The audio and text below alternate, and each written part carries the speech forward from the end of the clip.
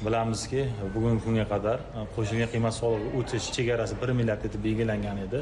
Bu albatta tadbirkorlar ko'p kutgan farmon bo'ldi. Sababi eng kam miqdor bugungi kunda bazaviy stavkaning 12 ming baravari qilib belgilandi. Bu yana shunday qulaylikki, oldin masalan 1 milliardga belgilangan bo'lsa, ularning chegarasi u yilma-yil oshirilmagan.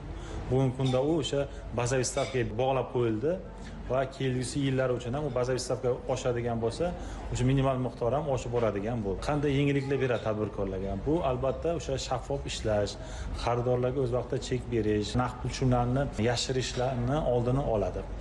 Bundan tashqari qo'shilgan qiymat solig'i stavkasi ham 1-iyundan boshlab 12% dan 6% ga tushirildi. Bu kimlar uchun? Bu umumiy ovqatlanish korxonalari, savdo tashkilotlari va xizmat ko'rsatish tashkilotlari uchun 6% qilib belgilandi.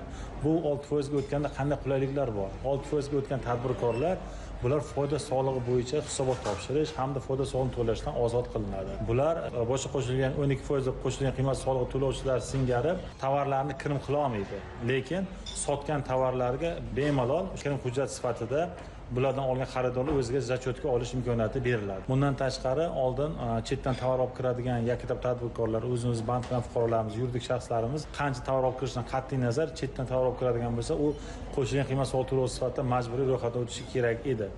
Endi yangi tartibga asosan ularga ham shu 5 milliardlik chegara amal qiladi. Ular ham 5 milliardgacha bo'lgan tovar oborotlarida o'sha aylanmadan olinadigan soliq to'lovchi sifatida faoliyat yuritishadi. Ularga majburiy qo'shimcha qiymat solig'i guvohnomasi olish tatbiq etilmaydi.